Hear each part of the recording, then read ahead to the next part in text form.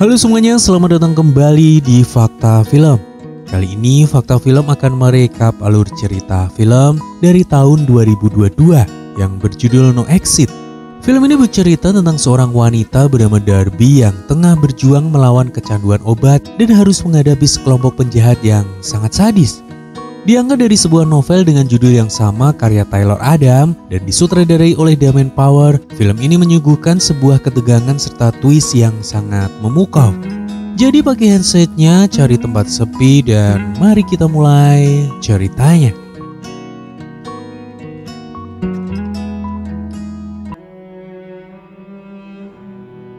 Di awal film, kita diperlihatkan dengan kegiatan di sebuah tempat rehabilitasi bagi orang yang mengalami kecanduan narkoba. Di sana ada seorang wanita bernama Darby. Dia sudah lama menjalani rehabilitasi akibat kecanduan yang dia alami dan sangat sulit untuk menghilangkan kebiasaan buruknya tersebut. Sampai tibalah di sesi bercerita. Namun tiba-tiba saja saat akan bercerita, Darby dipanggil oleh seorang perawat karena dia mendapatkan panggilan telepon dari pamannya yang mengabarkan kalau ibunya sedang dalam keadaan kritis akibat terkena pendarahan di otaknya yang membuatnya harus dioperasi malam itu juga. Karena sebelumnya Darby sering berbohong untuk keluar dari tempat rehabilitasi tersebut, membuat Darby sekarang tidak dipercayai lagi oleh semua petugas di sana dan juga tidak diperbolehkan untuk menelepon kakaknya. Yang padahal jaminan dari kakak Darby sangat diperlukan agar Darby bisa menjenguk ibunya di rumah sakit. Malam harinya setelah berpikir bagaimana caranya untuk menghubungi kakaknya, Darby akhirnya dapat menelepon dengan menggunakan ponsel milik temannya. Akan tetapi di sini Darby malah mendapatkan kekecewaan karena sang kakak yang melarang Darby untuk menjenguk sang ibu di rumah sakit mengingat keadaan di sana sekarang begitu sangat repot. Menyadari dirinya yang tidak dapat lagi bertemu dengan ibunya bila operasi itu gagal, Darby lantas memutuskan untuk kabur dari tempat rehabilitasi menuju ke rumah sakit tempat ibunya dirawat. Singkat cerita, saat di perjalanan, cuaca tiba-tiba berubah karena ada badai salju yang datang di kota tersebut.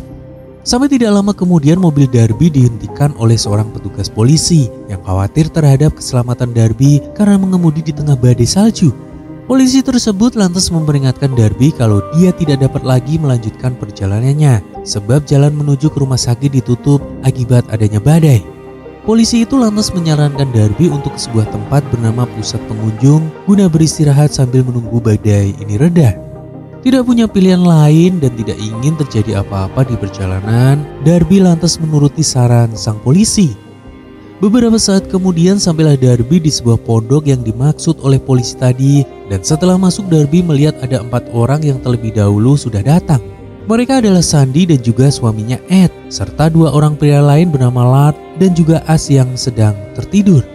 Singkat cerita, setelah beberapa saat menunggu di sana, Darby masih belum bisa menghubungi kakaknya karena selain tidak ada wifi di tempat itu, sinyal di ponselnya juga hilang yang kemungkinan karena terhalang oleh badai salju yang tengah berlangsung. Hingga beberapa saat kemudian suami Cindy, Ed, masuk. Dia bercerita kalau tadi dirinya sempat mendapatkan sinyal ponsel di luar selama 10 detik di dekat pohon di tengah halaman. Tentu saja setelah mendengar cerita dari Ed, Darby langsung keluar menuju pohon di tengah halaman untuk mencari sinyal ponselnya. Namun sayang setelah beberapa saat di sana Darby juga belum kunjung mendapatkannya. Tiba-tiba saja Darby terkejut karena seperti mendengar teriakan dari seseorang dari dalam salah satu mobil yang terparkir di halaman. Dengan cepat Darby memeriksa keadaan di dalam mobil tersebut dan betapa terkejutnya dirinya melihat seorang anak kecil yang disekap dan mulutnya dilakban serta tangan dan kakinya juga diikat berada di sana. Dengan susah payah Darby mencoba untuk membuka pintu tersebut, namun tetap saja dia tidak dapat membukanya. Kemudian dari kejauhan tampak ada seseorang yang melihat ke arah Darby. Darby yang tidak ingin dicurigai tentang penculikan tersebut lantas berpura-pura mencari sinyal dan kemudian kembali ke dalam ruangan pengunjung lagi. Sambil menahan rasa takut dan curiga kepada mereka yang mungkin saja di antara mereka adalah salah satu penculik anak tadi, Darby mencoba mengalihkan rasa takutnya dengan bermain kartu bersama dengan orang-orang di dalam pondok sambil mengamati gerak-gerik yang mencurigakan di antara mereka semua hingga tiba-tiba saja Lard menjadi marah saat dirinya kalah dalam permainan itu yang membuat mereka semua berdebat dan menyudahi permainan. Dengan tidak banyak berkata-kata, Darby langsung pergi ke bagian belakang pondok guna mencari alat yang akan dia gunakan untuk membuka pintu mobil, dan kebetulan juga di sana Darby menemukan jalan tersembunyi untuk keluar dari dalam pondok tanpa diketahui oleh pengunjung yang lain. Sesampainya di luar, di tengah guyuran badai salju yang masih berlangsung, Darby langsung menuju mobil untuk menyelamatkan anak yang diculik tadi. Sampai pada akhirnya Darby pun berhasil masuk ke dalam mobil, namun naas, tiba-tiba Lard datang ke dalam mobil untuk mengecek keadaan anak tersebut, dan ternyata selama ini Lard adalah sang penculik. Darby akhirnya tidak dapat kabur dari sana karena dia terjebak di dalam mobil, sehingga dirinya hanya bisa menyelimuti tubuhnya dengan kain agar tidak diketahui oleh Lard. Saat akan pergi dengan mobilnya, tiba-tiba Lard turun guna mengambil beberapa makanan untuk anak yang dia culik. Mendapat kesempatan itu, Darby lantas keluar. Dia berjanji kepada Jay, anak yang diculik tersebut, kalau dia akan kembali lagi membawa polisi. Tidak lama kemudian, Lard kembali ke dalam mobil dengan membawa makanan. Saat akan masuk ke dalam mobil, Lard menyadari kalau ada yang tidak beres. Dia menemukan sebuah jejak sepatu di sekitar mobilnya dan berpikir kalau ada salah satu orang yang tahu tentang kejahatannya itu. Setelah kembali ke dalam pondok melewati jalan belakang, Darby lantas segera memberitahu Ash bahwa ada anak kecil yang tengah diculik di dalam mobil Lard. Mendengar cerita itu, Ash menyarankan kepada Darby untuk memberitahu Sandy dan juga Ed yang kemungkinan itu dapat membantu mereka, apalagi Ed yang merupakan seorang mantan tentara. Akan tetapi rasa khawatir Darby terhadap Jay yang kapanpun bisa tewas akibat kedinginan, Darby memilih langsung menyelamatkan Jay melalui pintu depan pondok. Atas kegigihan yang begitu cepat, akhirnya Darby berhasil melepaskan lakban di mulut Jay. Akan tetapi sesuatu yang tidak pernah dia pikirkan pun terjadi. Jay memberitahu Darby kalau sebenarnya penculik itu berjumlah 2 orang dan yang satu lagi rupanya adalah Ash. Beruntungnya saat kedua penculik itu datang, Darby ternyata telah pergi dari sana. Namun sayang Darby kurang cepat hingga dia pun berhasil ditemukan oleh Ash yang sudah siap untuk menembaknya. Darby pun akhirnya tertangkap. Saat Ash memeriksa ponsel milik Darby, dia mendapati kalau Darby telah mengirim pesan kepada polisi. Namun Ash sedikit senang karena pesan tersebut ternyata tidak berhasil terkirim karena sinyal di ponsel Darby yang tidak ada. Untuk meminimalisir perlawanan, Ash meyakinkan Darby kalau dirinya dan Lard akan mengembalikan Jay setelah mendapatkan uang tebusan dari orang tuanya. Ash juga memberikan peringatan kepada Darby untuk berhati-hati karena Jay sedang dalam kondisi sakit. Jay akan overdosis adrenalin bila terlalu bersemangat dan itulah penyakit yang diidap oleh Jay, kata Ash. Belum selesai Ash mengancam Darby, tiba-tiba Sandy datang meminta Ash keluar karena ada yang ingin dia bicarakan kepada Darby. Dan hal inilah yang membuat Darby sedikit tenang karena dia berhasil terlepas dari ancaman Ash. Singkat cerita, Darby pun kembali ke tengah ruangan pondok dan duduk di antara mereka berempat sambil berpura-pura tidak terjadi apa-apa agar Ed dan Sandy tidak merasa curiga kepada Lard dan juga Ash. Pembicaraan mereka pun terus berlanjut dan tiba-tiba saja dari kejauhan Darby melihat Jay yang berhasil keluar dari dalam mobil. Dia berjalan pelan berniat kabur dari sana. Lard yang mengetahui hal tersebut lantas bergegas keluar untuk menangkap Jay, sedangkan Ash kemudian mengikuti Darby yang berjalan ke belakang berniat untuk kabur. Saat menuju ke ruangan belakang pondok, tanpa disangka oleh Ash, di sana Darby melawan. Dia menyerang Ash secara membabi buta hingga terjadi pergumulan di antara mereka berdua di dalam ruangan tersebut. Beberapa saat kemudian Lard masuk dan melapor kepada Ash kalau dia sudah mencari Jay, namun dia tidak dapat menemukannya. Di sini Ash pun memiliki ide agar Jay mau keluar dari tempat persembunyiannya. Mereka akan mempergunakan Darby sebagai sandera untuk memancing Jay keluar. Mereka kemudian mencoba untuk memanggil Jay, akan tetapi setelah sesaat mencari, Jay tetap tidak kunjung keluar. Tidak lama kemudian saat Ash dan Lard teralihkan, Darby langsung bergegas kabur. Dia melompat ke dalam jurang yang bersalju hingga membuatnya terguling-guling. Kemudian di tempat lain, Ed dan Sandy yang akan menuju mobil tiba-tiba dikejutkan oleh Jay yang tengah pingsan. Mereka pun kemudian membawa Jay masuk ke dalam pondok dan tidak lama kemudian Darby pun datang. Di sana Darby langsung memberitahu mereka bahwa Ash dan Lard adalah penculik yang telah menculik Jay, anak yang mereka temukan tadi.